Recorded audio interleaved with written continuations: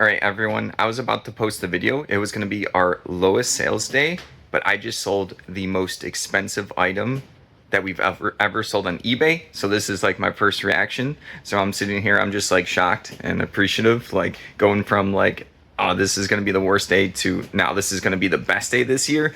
Oh, that's crazy. They still have to pay, so we'll see. All right, and I'm about to jump into it. This is Ross from Retro Dream Beam. I'm about to go what we were shipping out today on Wednesday. So you probably just saw my intro. It was literally going to be our worst sales day. It was like $60 gross, which would include people's like shipping and stuff, and before like the fees, taxes, cost of our items and stuff. So like it was going to be our worst day this year, even though this sale came in today, which is like the next day. So like the stuff I'm kind of usually when I show in the videos is going to be this back end of the day before and then like the first half of the next day. So it's kind of like weird for like the chart you'll see like when I show my little charts. That's the little slow the really huge dip right there is going to be yesterday's sales, and then some stuff comes in when I wake up, if that makes sense. At 2 a.m. is when our charts for us kind of shifts to the next day. Anything from like 2 o'clock on all the way up to 2 o'clock in the morning the next day will be like the chart of the sales, if that makes sense. I hope I explained that well. I probably did not. All right, so the first thing right here, we'll just jump right into it. This is going to be our biggest sale on eBay. I was super stoked to get this sale when I was there. I couldn't believe it. I got an offer for, I had this up for $1,000. Let me just talk about it. It's Hololive official card game, Japanese like language, Blooming Radiance set, which is the first set for the Hololive card game. Hololive is going to be like Vocaloids. They're kind of like really popular with Gen Z and millennials. It's going to be like basically animated characters that sing, and they're like super popular. Like there's a bunch of different Vocaloids. I don't know too much about it. I just know that they exist. I know that people like them. There's like concerts. It's a big fandom out there all over the place in the world. So this is going to be a Japanese case. So I think there's like 12 or 14 like individual booster boxes. I ended up getting this from the person where I get anime stuff from. I spent $300 on it. I was expecting to sell it for $600. Ended up getting $740 for it. I just listed a high price because I think I was the only one that had this particular thing listed. And when I bought this, the English set was coming out, the English version of the game. So I bought this like a week before the English version landed, and sometimes people like to use the Japanese versions to swap in for English cards. It depends on if like they're the same abilities on the card thing. It gets pretty complicated, but there are a lot of collectors in card games that want to get like different language stuff. It's kind of like how they accessorize their deck. But yeah, $740 is our best sale. I think our other best sale individual ones, so not combo orders, was like $400 for a rare Pokemon deck box. I didn't even know it was rare until I looked it up. It was like a 1 of 10 vintage Pokemon World Championship deck box. And then when I was like digging into it, a bunch of people, like there's some that were never found before, like just there's supposed to be 10, and like stores are supposed to hand them out. Of course, when these like rare items back in the day get into people's hands and stuff, you never know what's going to happen. So I happened to just find one on clearance for like a quarter somewhere. I'm like, oh, it's Pokemon, it's vintage. Someone's going to like it, like Pokemon's hot. And then we sold it for $400. It also had like broken Velcro. Just needed like a quick glue. It was like one of those deck boxes, like a cheap plastic one where it folds and then like Velcros together. That was like broken off. It just needed to be re-glued. So that was $400. Then there was a StarCraft 2 board game expansion. I believe Fantasy Flight Games did it. The Brood War expansion, I sold that one for $440. Got lucky, walked into like a Savers at one point, or not Savers, it was like a half price books. They have like all their fancy stuff behind the shelf. I saw the expansion. I'm like, I couldn't see the price. You have to like ask them to bring it down. I'm like, I think that one's really expensive. Like I've never seen it in person. I love StarCraft. I want to own the base game board game. It's like one of those big chunky like rectangular ones. I want it, but it's really expensive. And if I do get it, it's probably more responsible to sell it. But I was like, I've never seen the expansion in person, so I bring it down. They had it for like it was like $75 or something.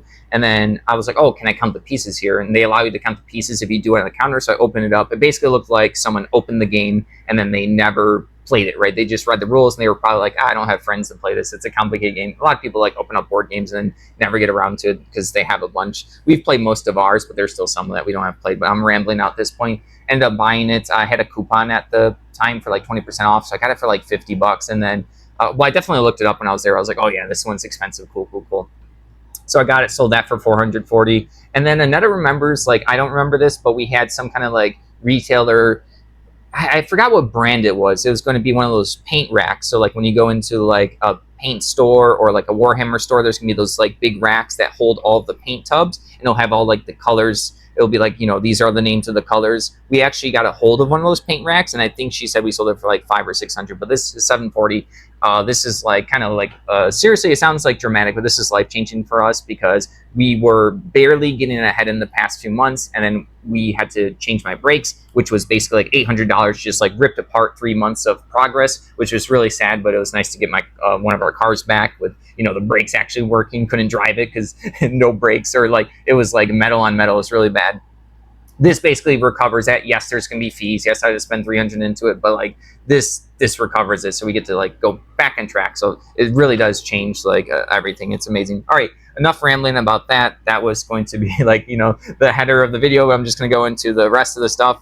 Sorry, I don't have Anetta's phone. I couldn't find it, so I had to write down the prices. There's still some other cool stuff that sold. It doesn't have to be like super expensive. Right here is going to be some incomplete Battlestar Galactica cards, specifically for the Pegasus expansion. The Pegasus expansion for Battlestar Galactica board game. This is a TV show, and I think they have a movie. I've never seen. I've heard a lot of good things. I do eventually have to get around to it. I played the base board game. That was one of the few board games my older brother played with me. So he basically went from like something like a Monopoly, ended up to playing that game. He liked it. It's really in depth. It's kind of funny to get someone to go from like a more basic board game into like one of these intense strategy ones. There's politics in the game, like verbal politics. So you have to like convince other people if you are I think it was like a Cylon or not. And then there's a lot of cards. You're trying to like keep planets alive. Really cool in-depth game. It's one of my favorites. I've only played it one time. It is a long one. There is an expansion, the Pegasus expansion. It's been out of print for so long. It's super expensive. It's probably like, I haven't looked at the price recently, but I know it's like probably between $200 to $400 complete. If it's sealed, someone can just slap a $600 price and just sit there on it for a while because it doesn't take too much space. But yeah, these are just some cards for it. The game does have a bunch of things. These end up selling for $14.39. I think the company lost the license to print more of the Battlestar Galactica board game and expansion, and usually companies print way more base games and expansions just because like more people get the game, and then only the ones that really like the game get the expansion. That's why the Pegasus one is expensive. They're not getting the rights back anytime soon. Probably never. It's been over like probably 15 years. It's an older game, modern for me, but older in general. All right, next up is going to be Call to Arms British Light Infantry. I kept holding them as I was talking right here. These are going to be the soldiers I got a bunch of them. These are 1 out of 32 scale. These are, I think, British Line Infantry right here. Got a bunch of these. Did a video on it. People are, like I said, they're sending offers, and some people have sent some low ones. There were some that sent $8 and everything, but I'm like, well, no, I've been getting more, so I want to hold off on that for now. So $12 for that one, or $11.99. Moving along, we have this. It's going International Age of Empires 2, the Age of Kings strategy guide book. This was a really fun game that I didn't really understand when I was a kid. I would just play a bunch of PC games, and then Age of Empires, it was always cheap. You can get like those cheap games in the stores and stuff, like $1 to $5, or it'd be like 5 for $10 or something. Yeah, and we would just pick up PC games, and I would just play a bunch as a kid. But yeah, this is gonna be like an RTS, a real-time strategy game, where you're gonna pick like a race, and then the goal is to basically take over everyone else's buildings, and then yeah, you'll get like resources, and then you'll build up troops and stuff. So someone wants the strategy guide book, these are always fun to go through. It helps you with the campaign. It helps you with like strategies and stuff. Way different than like when you need a strategy for a video game online now. These days, you go to Reddit and you can find someone who's like really into a video game, and they'll like break down the video game or like a character build you want super extensively. So these strategy guide books are like, they're just fun old school ones. All right, next up is going to be this, our last thing for the day. So Squad Leader, this is an uncounted, this is I think the base game. Yeah, this is just the base game. What edition was this? They have a lot of editions. I can't remember what edition it was. The boxes actually kind of has like ripped corners, so I have to have like the rubber band over this to make sure that like the side doesn't pop off. So I took pictures of that. Like these boxes usually are pretty crunched because they're like well loved and people use them a bunch. So yeah, this is one of the few ones where I did not front face all of the counters, because when I opened it up, it looked like there was too many. There's honestly, I think, extra counters from expansions and stuff in this. So the person probably just saw like the piles. I did make them look like neat at least. But yeah, it looks like there's way more counters than what this base game should have. So that's probably why they picked it up. It was just one of the few times where I wanted to be like, I wonder if it will sell if I don't do like the super effort of the pictures of front face and everything. And it did for $20.99. I got a bunch of this like incomplete Squad Leader stuff, and they've been doing well. You've seen me sell the Game Designers Workshop stuff, which is the Europa series. Squad leader, people like all of like the little tokens. They represent infantry. They want to do these big battles. They probably go missing. They're kind of like a bad board game component because there's these little squares that like you can drop them on the ground and the ground's just gonna suck it up somewhere and you can't find it. It gets vacuumed up later, swept. It goes under a shelf and then it's gone, and you never know if you drop a bunch. So people want to like replace them and stuff. All right. But yeah, what a crazy day. A couple other things unrelated to, well, I guess kind of like, it's still related to eBay. We got a neutral feedback. I already reached out to the person. I'm going to also reach out to eBay to see if we can handle it. It was our fault. This was from a while ago. It's like, I want to say like almost like a month ago, like this sale. I sold a Heroes of Normandy map. And then when I was like grabbing at the storage unit, I noticed that the building placements were slightly different than like my pictures, because I had a bunch of the same map, or I thought I had a bunch of the same map. So I had a note for myself to check and then take new pictures for, like, let's say if I have 6 of a map for the Heroes of Normandy, it's like a board game, or like it's slightly collectible-ish. So I would just, check and then relist it with the same pictures. And if there was any kind of wear, I would then take new pictures at the storage unit. So I was down to the last one, and I must have not checked carefully, because like I said, when I was going to the storage unit and I looked at it, I was like, these buildings are slightly different. Like, it was very similar. So I unfold it and then I go to my pictures and I'm like, oh, this is like technically a different map. It was like 90% identical, just like the types of buildings and almost. So I reached out to the person that day. I said like, oh, hey, it was going to international. So I was like, hey, do you still want this? Like, this is my mistake. Here's the pictures of what you're actually getting. It looks similar, so I thought it was the same one. So I explained everything, sent a bunch of pictures. I said, let me know within like the end of the day. It was like one day, and then we have to ship stuff because eBay will ding us for a late shipment and stuff, and that's like a whole nother problem.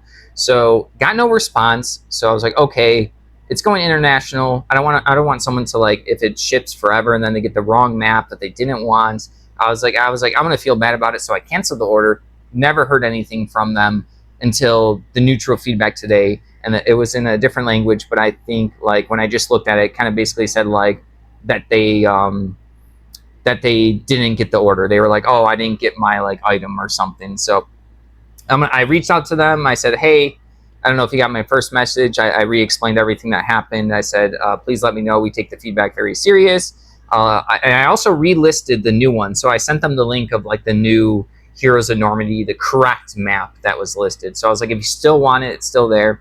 And then also, I don't know the etiquette for it, but I was reading my feedback. I read it like every so often, not always. We get a bunch of feedback, and now we're going to get more because it's September. So I think it's automatic. If the item ship and the person doesn't give you feedback, you're just going to get like a generic sub in for eBay. And then if the person ever puts in their feedback comment, it will replace the eBay one. But I did see that a viewer purchased a board game for us, so I wanted to thank them. I don't want to call it like their username or their name, because like I got no message with the order. When someone places an order, they can put a little message, and I didn't see anything, so I was unaware of this. So Annette and I both appreciate it. Thank you so much. They said that they like the channel, so very humbling. We just sit here and just like talk about our random eBay stuff. It's just like our daily grind. So it was just nice that someone like appreciates the channel, and thank you for supporting us. All right, thank you for watching. Don't forget to like the video and subscribe to the channel. Have a good one.